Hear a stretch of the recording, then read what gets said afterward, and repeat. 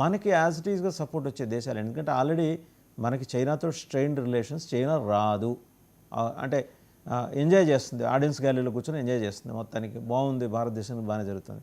ఎవరున్నారు మన గురించి మాట్లాడటానికి? ఒక రష్యా తప్పితే ఇంకెవరు కనిపించట్లేదు. ఇంకెవరైనా వచ్చే అవకాశం ఉందా? ఎవరు రావాలని ఎందుకు కోరుకోవాలి? ఫస్ట్ మన యుద్ధాలేవో మనం చేసుకోవాలి, మన ఇంట్రెస్ట్ ఏవో మనం కాపాడుకోవాలి. ప్రతి దేశంతో మనకు ఉన్నటువంటి రిలేషన్షిప్ ఏదైతే ఉంటుందో అది ఏ అంశంలో మనకు వాళ్ళతోటి కలిసి వెళ్ళగలమో ఆ అంశాలతోటే వాళ్ళు కలిసి వెళ్తాం. మిగతా అంశాల్లో వాళ్ళతో కలిసి వెళ్ళాల్సిన అవసరం లేదు. మనం రష్యా మనకు సరే గతంలో చాలా అస్త్రాలు ఇచ్చింది, ఇప్పుడు కూడా ఇస్తోంది. మళ్ళీ Su-57 మేము ఇస్తామని చెప్తున్నారు వాళ్ళు. రష్యాకు మనకు ఒక విధమైనటువంటి చాలా కాలంగా ఆల్మోస్ట్ 6 దశకాలు 7 దశకాలుగా మనకు ఉన్నటువంటి రిలేషన్షిప్ చాలా పటిష్టంగా ఉంది. కానీ మనకు ఫ్యూచర్ అన్నది మళ్ళీ వెస్ట్రన్ టెక్నాలజీ. రష్యాలో టెక్నాలజీ ఎప్పుడో పాత టెక్నాలజీ, దాంతో వాళ్ళు ఆగిపోయారు. ఇప్పుడు వస్తున్నటువంటి అత్యాధునికమైనటువంటి ఎమర్జింగ్ టెక్నాలజీస్ కావచ్చు, డిస్రప్టివ్ టెక్నాలజీస్ కావచ్చు, దాంట్లో రష్యా ఎక్కడ లేదు. కాబట్టి మనకు వెస్ట్ తో అనుసంధానం చేసుకుంటేనే మన ఫ్యూచర్ ఉంటుంది అని చెప్పి మనం రష్యాను వదిలిపెట్టాం. కాబట్టి ఏ అంశంలో ఎవరితో కలిసి వెళ్ళాలో వాళ్ళతో మనం కలిసి వెళ్తాము.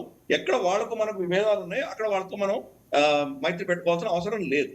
ఫర్ ఇన్స్టెన్స్ 71 యుద్ధంలో కూడా 1971 యుద్ధంలో కూడా బంగ్లాదేశ్ ని స్వతంత్ర దేశంగా మనం డిక్లేర్ చేయంగానే మనకు మిత్ర దేశమైనటువంటి రష్యా కూడా, అప్పుడు సోవియట్ యూనియన్, వాళ్ళు కూడా ఏం చేశారంటే మళ్ళీ వెస్టర్న్ థియేటర్ లో మీకు సపోర్ట్ చేయము, మీరు ఆగండి అని చెప్పి దాంతో మనం కాల్పుల విరమణ చేయాల్సి వచ్చింది ఇందిరాగాంధీ గారు.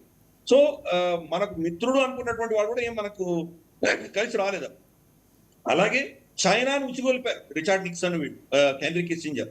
మీరు వెళ్ళి ఇంకొక ఓపెన్ చేయండి, భారతదేశంతో యుద్ధం చేయండి, చేస్తే కనుక ఈ యొక్క ఈస్ట్ పాకిస్తాన్ విడిపోవడం ఆగిపోతుంది, మీరు ఇంకో ఫ్రంట్ ఓపెన్ చేయండి అని చైనాను ఉచిగొల్పారు. మన శత్రు దేశమైన చైనా కూడా దాంట్లో బరిలో దిగలేదు. తర్వాత పాకిస్తాన్తో కార్గిల్ యుద్ధం అప్పుడు కూడా వాళ్ళు బరిలో దిగలేదు. మన ఆపరేషన్ సింధూర్ అప్పుడు కూడా రాలేదు. మన శత్రు దేశమే, వాళ్ళకి అడ్వాంటేజ్ కదా మనం ఈ ఇబ్బందులో ఉన్నప్పుడు, అయినా వాళ్ళు రాలేదు. కాబట్టి ఎవరు ఎప్పుడు ఎలా వస్తారు అన్నది వాళ్ళ ఇంట్రెస్ట్ ఆధారంగా ఉంటాయి. మనం అలాగే ప్రవర్తిస్తాం. కాబట్టి మనకు అమెరికా మిత్రుడేం కాదు, మనకు శత్రువేం కాదు. సేమ్ థింగ్ విత్ రష్యా కావచ్చు, మనకు ఫ్రాన్స్ కావచ్చు. నిజంగా మనకు ఇంతవరకు గత 75 ఏళ్లలో మనకు వ్యతిరేకంగా ఒక్క స్టేట్మెంట్ కూడా ఇవ్వని ఏకైక దేశం ప్రపంచంలో ఏదైనా ఉందంటే ఇజ్రాయెల్. ఇజ్రాయెల్ తప్ప ఇంకా ఏ దేశం కూడా మనం కంప్లీట్ క్లీన్ చిట్ ఇవ్వలేదు. మనకు వాళ్ళకు దౌత్య సంబంధమైనటువంటి రిలేషన్షిప్స్ లేనప్పుడు కూడా, ఎస్పెషలీ 71 యుద్ధంలో కావచ్చు, 65 యుద్ధంలో కావచ్చు, కార్గిల్ యుద్ధం అప్పుడు కావచ్చు, వాళ్ళు మనకు స్వచ్ఛందంగా మనకు కావాల్సిన బేసిక్ అమ్యునిషన్, షెల్స్, బుల్లెట్లు ఇవన్నీ పంపించారు. మనకు ఎందుకు సార్ అప్పుడు ప్రధానమంత్రి గోల్డో మేరీ ఆవిడ ఏకంగా షిప్నే పంపించింది కదా సార్.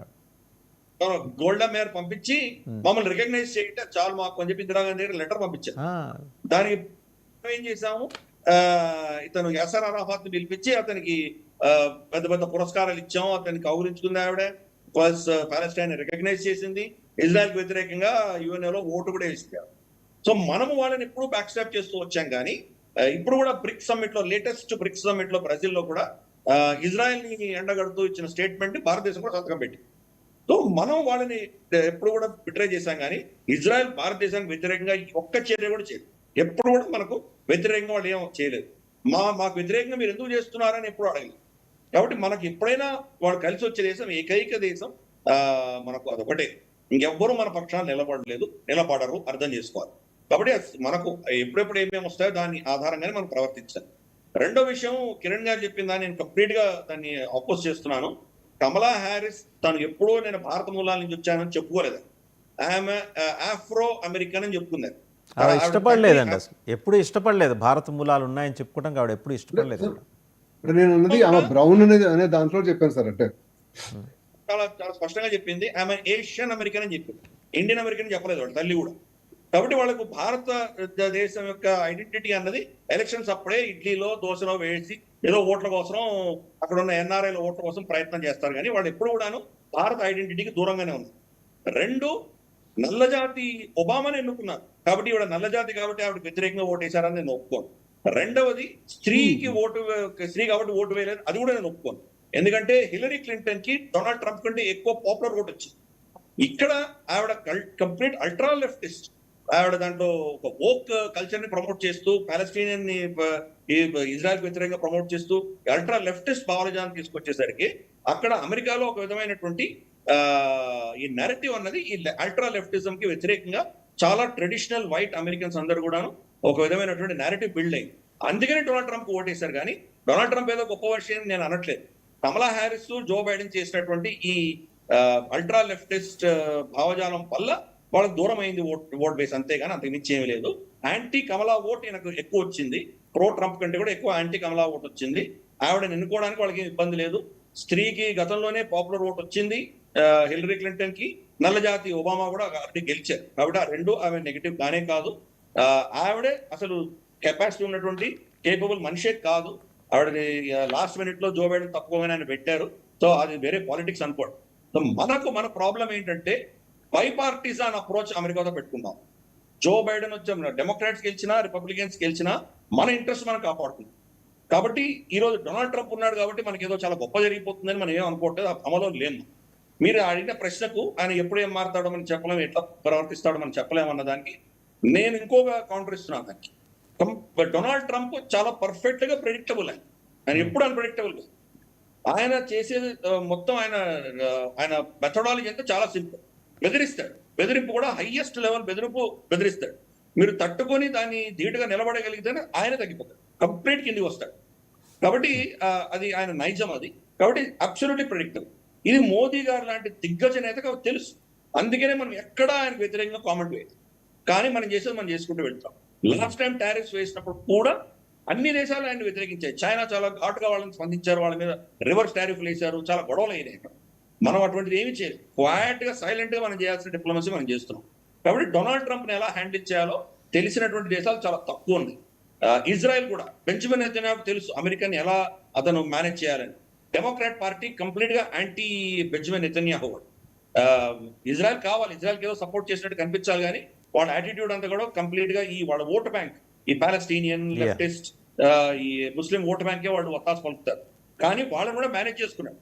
డొనాల్డ్ ట్రంప్ రాగానే డొనాల్డ్ ట్రంప్ కూడా ఫస్ట్ ఏంటంటే బెంజమిన్ నెతన్యాహుకి వ్యతిరేకంగా ఆయన ప్రయత్నం చేసి క్రమేపీ మెల్లిమెల్లిగా ఆయన వాడుకుని ఈవెన్ మనకు ఫర్దో, నెతాన్స్, ఇస్ఫహాన్ లో అమెరికాను కూడా ఇన్వాల్వ్ చేసి బాంబు చేయించాడు. అంటే అంతటి అనుభవం ఉన్నటువంటి వ్యక్తులు వీళ్ళు. మోదీ గారు కావచ్చు, లేదా మనకు బెంజమిన్ నెతన్యాహు కావచ్చు, ఇంక్లూడింగ్ షీ జిన్పింగ్ ఆర్ మనకు వ్లాడిమిర్ పుటిన్. వీళ్ళు చాలా కాలంగా ఈ దేశాలు నడిపిస్తున్నారు. కాబట్టి అమెరికాలో వాళ్ళు ఎలా ప్రవర్తిస్తారు అని వీళ్ళకి బాగా తెలుసు. కాబట్టి డొనాల్డ్ ట్రంప్ మనకి ఏం సర్ప్రైజ్ ఇవ్వలేడు. ఆయన ఏం చేసినా కానీ దానికి ఆయనకే ఎదురు దెబ్బలు తగులుతాయి. భారతదేశం ఆల్రెడీ WTO ఆధ్వర్యంలో చాలా అంశాల మీద మనం అమెరికాకు వ్యతిరేకంగా టారిఫ్లు వేస్తున్నాం. ఇది పెద్దగా ఇక్కడ అనౌన్స్ చేయట్లేదు. చాలా టారిఫ్లు మనం అమెరికా మీద కూడా వేసాము.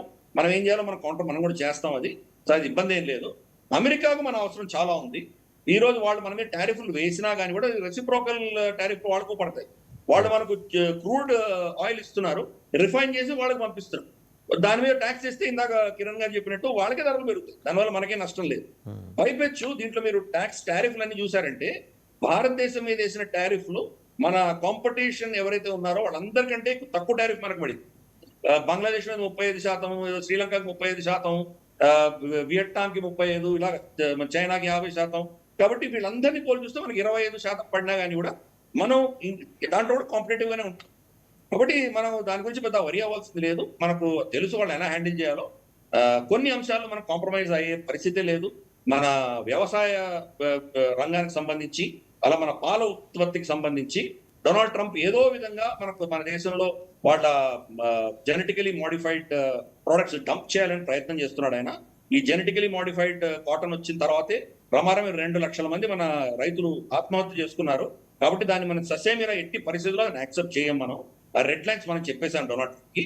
Ball is in Donald Trump's court. కాబట్టి అటువంటి వ్యక్తులను ఎలా డీల్ చేయాలో మనకు తెలుసు. We will handle it. Right. Kiran గారు, కుడ్ యు ప్లీజ్ కంక్లూడ్ అండి.